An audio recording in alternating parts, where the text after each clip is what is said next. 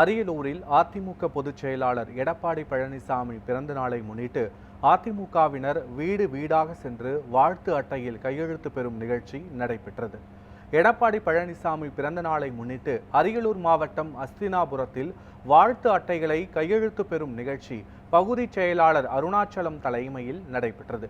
இந்த நிகழ்ச்சியை அதிமுக செங்கல்பட்டு மேற்கு மாவட்ட செயலாளரும் முன்னாள் எம்பியுமான சிட்லப்பாக்கம் ராஜேந்திரன் தொடங்கி வைத்தார். இதையடுத்து பொதுமக்களிடம் 10,000க்கும் மேற்பட்ட வாழ்த்து அட்டைகளில் கையெழுத்து பெற்று எடப்பாடி பழனிசாமிக்கு தபால் மூலம் வாழ்த்து அட்டைகளை அனுப்ப அதிமுக நிர்வாகிகள் முடிவு செய்துள்ளனர். இதற்கான ஏற்பாடுகளை மாமன்ற உறுப்பினர் கிச்சா என்கிற கிருஷ்ணமூர்த்தி மற்றும் அஸ்தினாபுரம் விஜயநாராயணன் ஆகியோர் ஏற்பாடு செய்துள்ளனர்.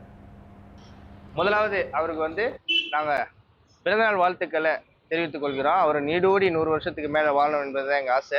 வாழ்த்த வயது இல்லைனாலும் எங்களோட ஆசையை நாங்கள் தெரிவிக்கிறோம். ஏன் இந்த நாளில் இவன் ஏன்ப்பா இப்படி பேசுகிறான் அப்படின்னு பார்த்தீங்கன்னா, ஏன்னா இன்றைக்கு சூழ்நிலை இளைஞர்களுக்கு வேலை வாய்ப்பு அமைகிறது இல்லை.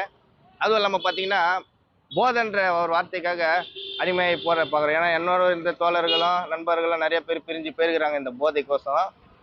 அதனால இந்த 2026 எடப்பாடியார் அவருடைய ஆட்சி வந்தது அப்படின்னா கண்டிப்பா மாறுன்ற இளைஞரோட நம்பிக்கை முழுக்க இருக்குது.